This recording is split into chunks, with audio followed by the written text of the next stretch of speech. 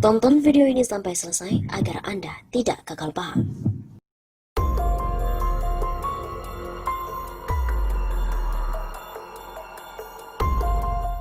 Gerakan kudeta Jokowi datang dari dalam. Dua isu menarik mengemuka usai Direktur Eksekutif Lembaga Pemilih Indonesia, Boni Hargens, menyebut ada pihak dari dalam yang ingin mengkudeta Presiden Joko Widodo dengan memanfaatkan situasi pandemi corona. Setelah Boni Hargens, aktivis Haris Rusli Moti bicara soal kemungkinan kudeta terhadap pemerintahan yang sah. Menurut Haris, kudeta tidak mungkin dilakukan oleh oposisi, melainkan datang dari faksi di tubuh pemerintah itu sendiri. Analis politik dan kebijakan publik Universitas Islam Syekh Yusuf Unis Tangerang, Adib Miftahul berpendapat sama dengan Haris, bahwa kudeta itu justru akan datang dari dalam lingkaran kekuasaan. Menurutnya, komunikasi politik yang kerap berseberangan antar pemangku jabatan di pemerintah seperti kebijakan penanganan COVID-19 yang gagal diterjemahkan oleh para pembantu presiden bisa diartikan sebagai salah satu wujud di lingkaran penguasa yang berusaha untuk menggusur Jokowi. Makanya, menurut saya sangat masuk akal kalau malah timbul dugaan ada pihak di lingkaran penguasa yang berusaha menggusur Jokowi, walaupun kemungkinannya itu kecil. Begitu kata Adib Miftahul kepada kantor berita politik pada hari Jumat 5 Juni. Senada dengan Haris, Adib Miftahul justru melihat gerakan kudeta terhadap Jokowi dari barisan oposisi sangat jauh dan tidak mungkin. Alasannya, sosok dari simbol oposisi yakni Prabowo Subianto telah bergabung ke dalam pemerintah, bahkan seluruh narasi dan sikapnya sudah sangat sejalan dengan pemerintahan Jokowi. Simbol oposisi itu, sambung Adib, kemudian bergeser ke Gubernur DKI Jakarta Anies Baswedan. Namun dia melihat Anies tidak mungkin melakukan perebutan kekuasaan di luar aturan yang ada di dalam konstitusi atau kudeta. Memang kalau ada arah kepada kudeta, itu walaupun saya bilang kecil kemungkinan terjadi dari lingkaran kekuasaan. Masuk akal dari faksi pemerintah itu sendiri. Karena kalau kita lihat banyak pertentangan komunikasi politik. Tutupnya.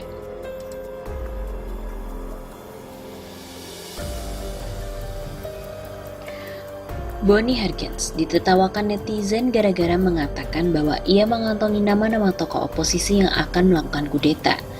Kudeta artinya pengambil alihan kekuasaan secara paksa. Di antara netizen juga mengomentari bahwa oposisi tidak mungkin kudeta. Yang ia dengar justru orang sekitar kekuasaan yang berpikir menggusur Jokowi seperti saat Mega menggusur Gus Dur. Sebagian lagi mengatakan sedang menunggu mundur sendiri bukan kudeta. Menurut Hargens, adanya kelompok yang ia sebut Laskar Pengacau Negara merencanakan kudeta dengan memanfaatkan situasi pandemi COVID-19, krisis ekonomi, isu perpecahan dan komunisme, serta masalah Papua. Isu kudeta di samping tak menarik juga tak rasional. Tak ada sejarah kudeta selain agenda yang justru dilakukan PKI dan antek-antek komunis.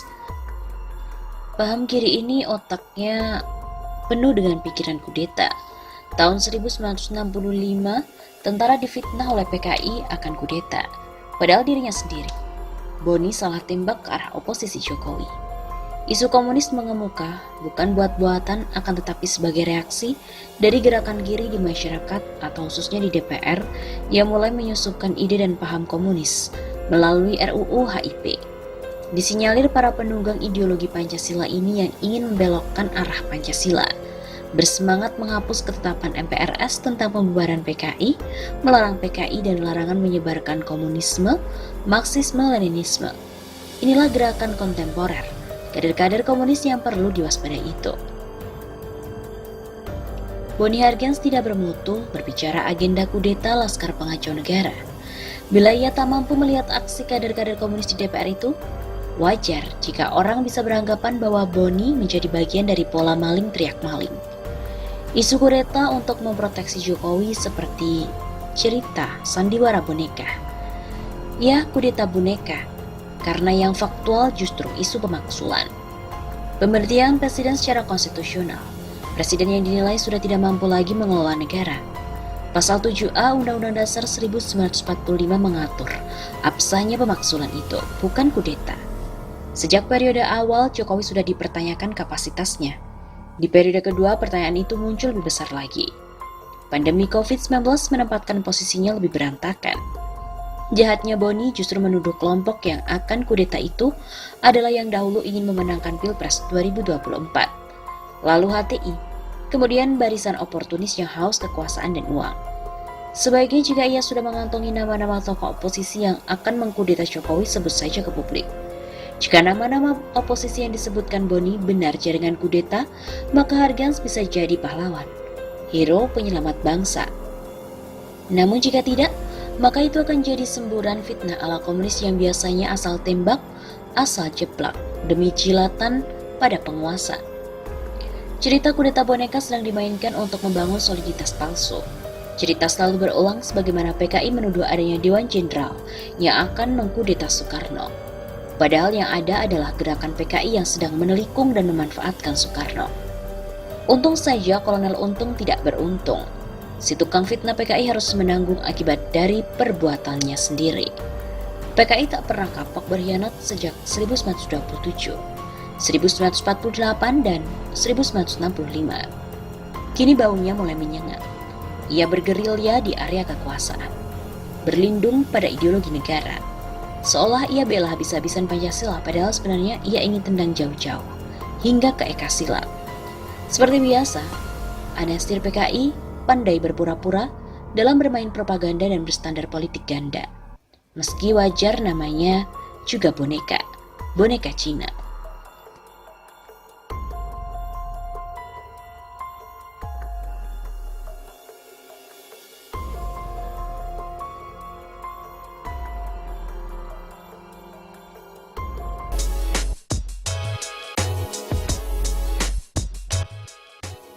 Pemerintah tak bisa lagi dimaklumi, mundur atau dimundurkan karena rakyat sudah marah. Berbagai kebijakan pemerintahan Jokowi selama masa pandemi virus corona atau COVID-19 menimbulkan pro dan juga kontra. Salah satu kebijakan Jokowi yang paling disoroti saat ini yakni kenaikan iuran BPJS Kesehatan. Kebijakan ini mendapatkan reaksi keras dari masyarakat. Pemerintah ini dituding mempermainkan Mahkamah Agung yang baru saja membatalkan kenaikan iuran BPJS. Selain itu, pemerintah juga dituding tidak memikirkan nasib rakyat. Iuran BPJS Kesehatan dinaikkan saat masyarakat dilanda kesulitan akibat COVID-19. Ketua Majelis Pro Demokrasi Iwan Sumule menyebutkan, kebijakan pemerintah menyebut bahwa sudah tidak bisa lagi dimaklumi. Berbagai aturan dan kebijakan pemerintah di masa pandemi sudah tak bisa lagi dimaklumi. Pajak tinggi, iuran BPJS dinaikkan, harga-harga kebutuhan pokok meningkat di saat rakyat terkena PHK. Begitu kata Iwan di akun Twitternya. Iwan juga mengatakan selama masa pandemi corona rakyat berhak untuk mendapatkan pangan dari pemerintah. Namun bantuan itu justru dilabeli sebagai bantuan sosial dan bantuan presiden. Anehnya, pemerintah memberikan hak pada rakyat, tapi dilabeli bantuan sosial dan juga bantuan presiden. Minta imunitas pula. Begitu kata Iwan, seraya memberikan dua pilihan yakni mundur atau dimundurkan.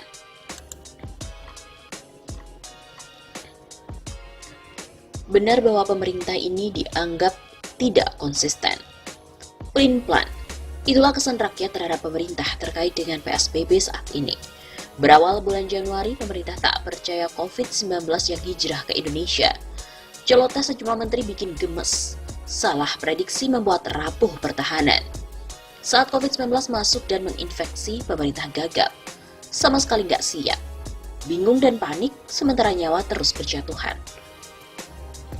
Satu persatu mati hingga puluhan, ratusan, dan bahkan ribuan. Setelah didesak untuk terapkan lockdown, bahasa yuridisnya karantina, akhirnya muncul PSBB meski telat dan sangat alot. PSBB merupakan terobosan cerdas, walaupun akan lebih efektif jika pemerintah pusat yang mengoperasikannya sendiri. Tak menyerahkan secara teknis kepada kebijakan pemerintah daerah. Ada kesan cuci tangan. Lepas ada kekurangan sana-sini, PSBB berhasil kendalikan penyebaran COVID-19. Beberapa daerah termasuk Jakarta tingkat penyebarannya turun. Di Jakarta penurunan sampai pada level 0,9 sampai 1,2%. Ini bukti PSBB terukur dampaknya. Tapi sayang, sejak Menhub membuka kembali public transportation, COVID-19 ngamuk lagi. Angka penyebaran naik, ratusan per hari untuk Jakarta. Secara nasional hampir menembus angka 1.000 per hari. Tampak di pasar, mal, dan bandara kerumunan manusia padat lagi. Berjubel manusia saling menularkan virus. 2 minggu terakhir jalanan di Jakarta pun padat lagi. Hampir tak ada lagi bedanya dengan waktu sebelum adanya COVID-19. Relaksasi PSBB yang diwacanakan oleh Mahfud MD, Menko Polhukam ini nampaknya berhasil. Rakyat merasa bebas dan merdeka kembali. Puncaknya ketika pemerintah pusat membuat konser COVID-19. Pakai hadiah motor gesit lagi. Hadiah atau lelang? Menurut MNU itu hadiah. Sayangnya motor bertanda tangan presiden tak bisa dia miliki karena keburu ditangkap polisi. Di sisi lain, Jumatan, sholat berjamaah dan sholat Idul Fitri dilarang. Selama ini umat Islam terima, taat aturan. Walaupun tetap 1-2 kasus ada yang gak disiplin, masih dalam taraf wajar. Secara umum umat Islam patuh,